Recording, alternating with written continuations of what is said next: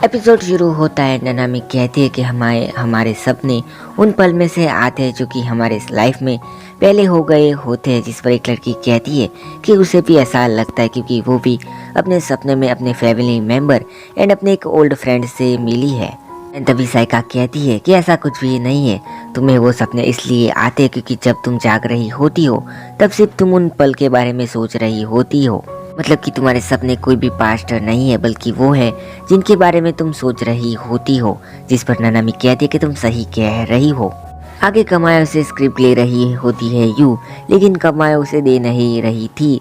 And you कहती है कि जब तुमने अपनी बुक खत्म की तो तुमने मुझे पढ़ने को दिया था, लेकिन अब क्या हुआ।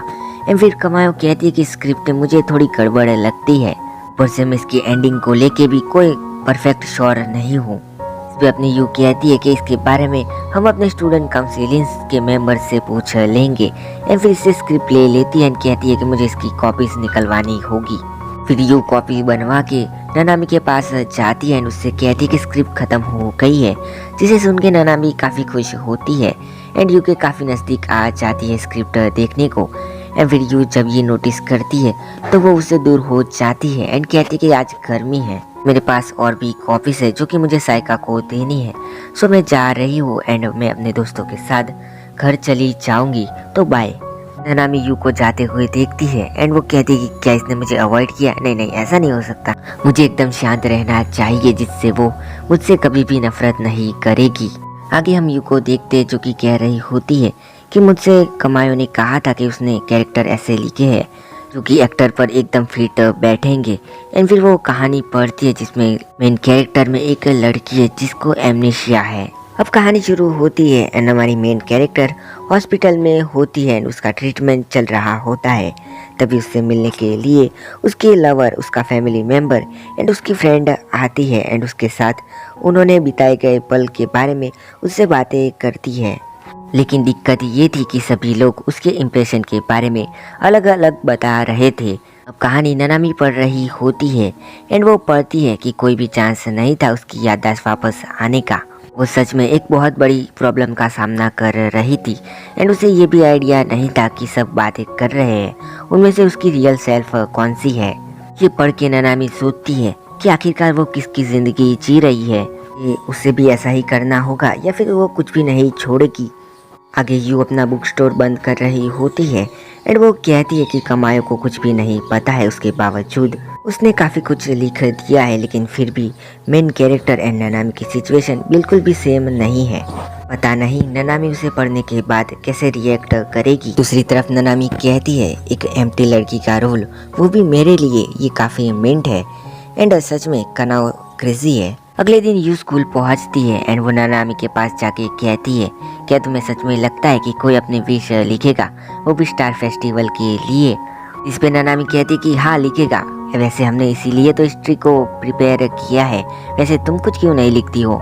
एंड फिर यू एक कागज़ उठाती है एंड फिर ननामी से पूछती है कि तुमने क्या लिखा है। एंड फिर ननामी उसका कागज़ दिखाते हुए कहती है तुम खुद क्यों नहीं देख लेती। एंड इस कागज़ में लिखा हुआ होता है कि स्टेज शो सक्सेसफुली हो जाए। एंड वो कहती है कि अब तुम क्या लिखने वाली हो यू। एंड फिर यू कहती है कि शायद मैं ऐसा लिखूंगी कि मेरे टेस्ट में ग्रेड अच्छे आए। एंड फिर ननामी कहती है कि फिर अपनी विश बर्बाद मत करो, मैं तुम्हें सब कुछ सिखा दूंगी, मतलब कि तुम भी मुझे सिखा देना।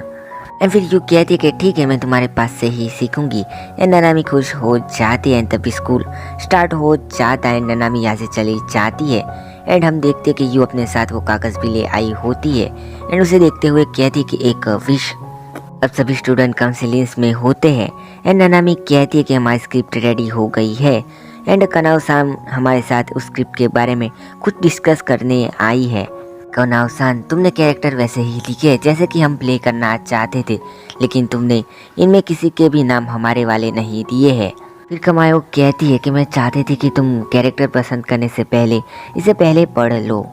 फिर ननामी सबको उनके कैरेक्टर के बारे में बताते जैसे कि मेन रोल वो खुद प्ले करेंगी। केयर टेकिंग करने वाली नर्स का रोल यू प्ले करेगी। फिर डोंजिमा बनेगा लड़की का क्लासमेट, माकी बनेगा लड़की का भाई। एंड फिर वो साइका से पूछती है कि वो कौन सा रोल प्ले करेगी, मतलब कि वो लवर वाला। एंड फिर साइका भी कहती है कि ठीक है। एंड फिर यू कहती है कि मतलब कि उस लड़की का लवर एक खुद लड़की है। एंड फिर डोंजिमा कहता है क्या मतलब कि एक लड़की दूसरी लड़की को डेट करेगी। एंड फिर माकी मन में कहता है कि ये तो ऐसे कह रहा है जैसे कि ऐसा कुछ पढ़ा ही ना हो इसने। फिर कमायो कहती है कि मैंने सोचा जो भी ननामी के ज़्यादा क्लोज होगा वो इस रोल के लिए परफेक्ट रहेगा। एंड तभी वो कहती है कि कुछ लोग जोक कर रहे थे कि तुम दोनों एकदम मैरिड कपल की तरह लगते हो, सो मेरे लिए साइका को इस रोल में इमेजिन करना और भी आसान हो गया। फिर डोंजिमा कहता है लोग स्टेज शो देखने आएंगे अगर मैं या फिर माकी ये रोल प्ले करेंगे। एंड फिर ननामी साइका से इसके बारे में पूछती है। एंड साइका कहती है कि अगर तुम्हें सही लग रहा है तो ठीक है। एंड फिर ननामी कहती है कि ठीक है, साइका इस रोल के लिए एकदम फिट रहेगी। लेकिन अभी भी साइका थोड़ी हिचकिचा रही होती है। एंड तभी यहाँ पर हाको जाकी आ जाती है। एंड उसके पास ननामी जाके कुछ बातें करती है। एंड वो इन सबसे कहती कि तुम में से कोई समर ब्रेक में आना चाहेगा स्टडी कैंप के लिए। एंड ये हमारे स्कूल में ही होगा, एंड वो भी हमारी लॉज में 2 रात एंड 3 दिन के लिए। एंड हम अपने स्टेज शो की रिहर्सल भी यहाँ पर करेंगे। साइका कहती है कि सेकंड सेमेस्टर स्टार्ट होने वाला है एंड दूसरे क्लब वाले लोग भी अपनी रिहर्सल स्टार्ट कर देंगे। सो हम समर ब्रेक में यहाँ पर बातें करेंगे उसके बारे में। एंड ईश्वर यू कहती है कि हमें पता है कि तुम हमसे पूछने वाली हो ननामी, तो फिर हमारे पास कोई भी चॉइस नहीं है, हमें ये करना ही पड़ेगा। आगे यू एंड ननामी कोई से स्टोर पर होते हैं एंड वो दोनों कुछ बॉल जैसा खा रहे होते हैं। एंड ये दोनों खुश भी हो रहे होते हैं क्योंकि इनका स्टेज शो फाइनली वर्क पे आ गया होता है। बट अपने यू को एक ही बात का ताज्जुब होता है कि उस मेन कैरेक्टर वाली लड़की का लवर एक खुद लड़की है। बट वो कहती है कि मुझे अच्छा लगा कि ये रोल साइका प्ले कर रही है, अगर कोई फर्स्ट ईयर वाला लड़का प्ले कर रहा होता तो मैं इसके बारे में ज़रूर कंप्लेन करती। फिर ननामी कहती कि अब तुम्हें कोई कंप्लेन है। एंड फिर यू कहती कि नहीं तो अब शाम हो गई होती है। एंड फिर भी ये दोनों पढ़ रहे होते हैं। फिर ननामी कहती कि तुम्हें हेल्प चाहिए। फिर यू कहती है कि नहीं तो बस मुझे अब एक बात की चिंता है कि कोई समर ब्रेक्स में स्टडी कैंप में कुछ वियर्ड सी चीज़ें ना कर दे। एंड ननामी कहती है कि मैं ऐसा कुछ भी नहीं करूँगी। एंड फिर यू कहती है कि स्टडी कैंप 3 दिन एंड 2 रात का होगा, ऊपर से हम एक ही कमरे में रहने वाले हैं एंड सोएंगे भी उसी में। फिर ननामी कहती है कि मैं प्रॉमिस करती हूँ मैं कुछ भी नहीं करूँगी। एंड वैसे भी साइका हम लोगों को देख रही होगी तो मैं कैसे करूँगी। एंड फिर यू कहती है कि मतलब कि तुम अपने आप को होल्ड करोगी। एंड ननामी कहती है कि मैं सीख लूँगी। मैं सोच रही थी कि मुझे अपने आप को और ज़्यादा होल्ड करना होगा, ऐसा इसलिए नहीं क्योंकि समर कैंप है, बल्कि इसलिए कि मैं नहीं चाहती हूँ कि तुम मुझसे नफरत करो। फिर यू खुद से कहती है कि ऐसा अच्छा होगा कि वो चीज़ तुम खुद करो। एंड फिर ननामी का नाम लेती है कि सेनपाई, टोको सेनपाई। नहीं, मैं ये नाम नहीं ले सकती हूँ, मैं वो नहीं हूँ जो अचानक से सब कुछ कर सकती है। वो ज़्यादातर वक्त मेरे साथ होती है एंड अब तो बॉल बचे होते हैं। एंड यू कहती है कि तुम्हें कौन सा चाहिए। एंड ननामी तभी क्रीम बॉल उठा लेती है। एंड यू कहती है कि वो मुझे चाहिए था, ये बिल्कुल भी ठीक नहीं है। एंड अब हाकोजाकी किसी से बात कर रही होती है। सामने वाला पर्सन स्टेज शो को देखने आए, हालांकि वो स्टेज शो कोई ज़्यादा बड़ा नहीं है लेकिन सब उसे लेके काफ़ी सीरियस है। इन साइड में जो मियाको होती है वो हाकोजाकी को किस करने जाती है लेकिन हाकोजाकी उसे दूर कर देती है। फिर हाकोजाकी कई सारी बातें बता देती है उस बंदे को, लीड में कौन है, क्या क्या होने वाला है, वगैरह वगैरह। जो सामने वाला बंदा होता है वो कहता है कि मुझे कब आना है।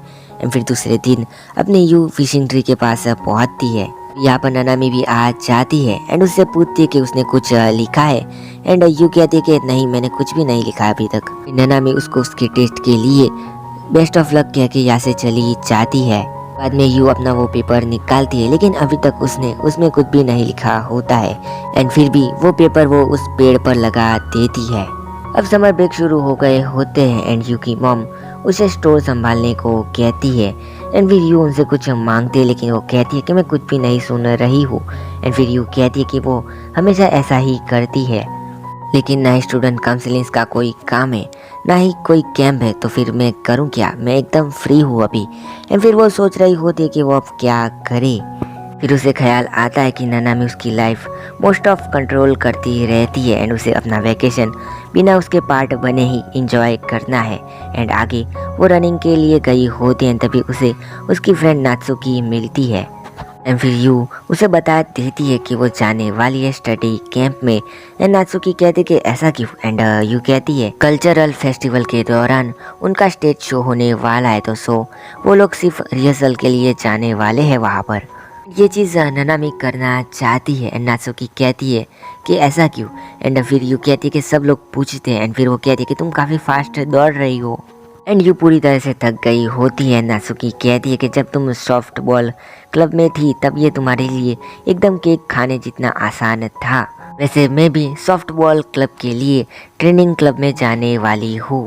एंड तभी यू कहती है कि क्या तुम फ्री हो, मुझे शॉपिंग पे जाना है। एंड नात्सुकी कहती है कि मैं एकदम फ्री हूँ। आगे यू का घर दिखाया जाता है जहाँ पर अभी अभी रिचान उठी होती है एंड उसकी मॉम बताती है कि यू शॉपिंग पर गई है एंड उसके सैंडल भी ले गई है। एंड फिर रिचान कहती है कि किसके साथ, एंड ये कहती है कि नात्सुके के साथ। एंड रिचान कहती है कि ननामी के साथ नहीं गई। एंड वो कहती है किसने कहा था कि ननामी अभी थोड़ी बिजी है। एंड फिर रिचान कहती है कि ऐसा नहीं हो सकता है। अब शॉपिंग मॉल में हम देखते हैं कि यू नात्सुकी से पूछती है कि वो उसे क्या लेना चाहिए, पजामा या फिर जर्सी। है नात्सुकी कहती है तुम्हें तो बस सोना ही है ना। फिर यू कहती है कि मुझे कुछ ऐसा लेना है जिससे मैं क्यूट भी लगूं बट ऐसा ना लगे कि मैंने कुछ हार्ड ट्राई किया है इसके लिए। आगे ये दोनों कैफ़े में होते हैं एंड यू कहती है कि मैं और ननामी यहाँ पर बहुत बार आए हैं। फिर नात्सुकी कहती है कि तुम्हारी बातें सुन के लगता है कि तुम और ननामी काफ़ी क्लोज एंड फ्रेंडली हो। एंड यू कहती है कि कुछ भी स्पेशल नहीं है ऐसा। एंड फिर नात्सुकी कहती है कि जब भी तुमने स्टूडेंट काउंसिलिंग्स की बात करी है तब तुमने ननामी का नाम बहुत बार लिया है एंड उसी नाम का तुमने सबसे ज़्यादा जिक्र किया है। एंड फिर यू कहती है कि ऐसा इसलिए क्योंकि मैं सबसे ज़्यादा अटेंशन उसे ही देती हूँ या फिर वो मेरा एडवांटेज लेती है। पहले वो इलेक्शन के बारे में और अब वो स्टेज शो करना चाहती है। मैं नहीं मानो तो वो सब कुछ करना चाहती है। वो काफ़ी सेल्फिश है, वो स्मार्ट है लेकिन वो समझती नहीं है कि मैं किसी के बारे में कैसा फील करती हूँ। एंड सुन के नात्सुकी हंसने लग जाती है। फिर नात्सुकी कहती है कि ये पहली बार है जब मैंने देखा है कि तुमने किसी चीज़ में इन्वेस्ट किया एंड अब तुम उसके बारे में कंप्लेन कर रही हो। यू तुम सच में चेंज हो गई हो। मैं सोचती थी कि तुम्हें अपनी लाइफ में एक्स्ट्रा ऑर्डिनरी हाइट चाहिए यू। जब हम सॉफ्ट बॉल क्लब में थे तो हम अपनी पूरी जी जान लगा के एकदम से खेलते थे, लेकिन जब भी हम हारते थे तब मैंने कभी भी तुम्हें फ्रस्ट्रेट होते हुए या फिर रोते हुए नहीं दिखाया था। लेकिन मैं तुम्हारा मजाक या फिर तुम्हारी इंसल्ट नहीं कर रही हूँ यू। एंड फिर ये सुन के यू कहती है कि मुझे पता है कि तुम ऐसा कुछ नहीं करोगी। फिर नात्सुकी कहती है कि तुम हमें हाई स्कूल में ज्वाइन करना चाहोगी जिससे हम एक साथ खेल सके। एंड यू कहती है कि किस लिए। फिर नात्सुकी कहती है कि अगर ये मैं करूँगी तो तुम भी वो करोगी, लेकिन ये चीज़ मुझे तुम्हारे लिए बिल्कुल भी सही नहीं लगती है। सो सॉरी ये सब कहने के लिए। मुझे ये खुश करता है तुमसे सुनना कि तुम किसी के साथ हो और मैं देखना चाहती थी कि तुम कैसी लगती हो इनमें एंड ये भी कि तुम किस में इन्वेस्ट करती हो। एंड फिर यू कहती है कि तुम सच में वियर्ड हो। एंड फिर नात्सुकी मन में कहती है मैं थोड़ी डिसअपॉइंटेड हूँ, कुछ है जो कि सॉफ्ट बॉल बिल्कुल भी नहीं है। अब आगे हमें ननामी का घर दिखाया जाता है जहाँ पर वो खा रहे होते हैं खाना। एंड फिर उसकी मॉम पूछती है तुम स्टडी कैंप में अपने आप से खाना बनाऊंगी? ननामी कहती है कि क्या बनाऊं मैं। एंड उसकी मॉम कहती है कि तुम्हें करी बनानी चाहिए। अचानक उसके डैड कहते हैं कि तुम्हें ये सब रोक देना चाहिए। एंड ननामी कहती है कि क्या। एंड वो कहते हैं कि student counselling stage show. And तभी ननामी कहती है कि मैं ठीक हूँ एंड मुझे पता है कि मैं क्या कर रही हूँ, खाने के लिए शुक्रिया। एंड फिर यहाँ से अपने रूम में चली जाती है। अब ननामी कह रही होती है कि मैं ये कर रही हूँ क्योंकि मैं करना चाहती हूँ। फिर वो अपना फ़ोन उठाती है एंड यू के मैसेजेस देखती है एंड फिर वो फ़ोन रख देती है एंड बाद में फिर से फ़ोन उठा के थोड़ी हिम्मत करके यू को कॉल करती है। एंड फिर यू से कहती है कि मैं तुम्हारी आवाज़ सुनना चाहती थी। एंड फिर उससे बातें करने लग जाती है कि आज उसने क्या किया वगैरह वगैरह। एंड यू भी उसकी बातों का जवाब दे रही होती है।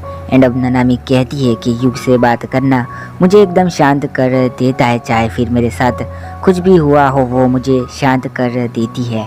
मेरी इरिटेशन चली जाती है एंड मुझे स्लीपी सा लगता है। दूसरी तरफ यू भी ऐसा ही सोच रही होती है एंड वो कहती है कि ये एकदम ऐसा ही है जैसा नात्सुकी ने कहा था। मेरे हाथ उसके साथ डील कर रहे हैं लेकिन वो भी मेरी जैसी काइंड ही है। अब पास्ट का सीन दिखाया जाता है जहाँ पर ननामी की बहन होती है एंड ननामी छोटी होती है।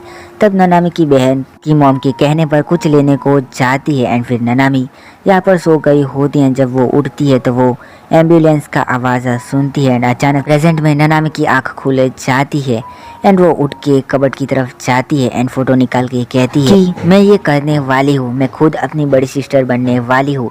एंड एपिसोड खत्म।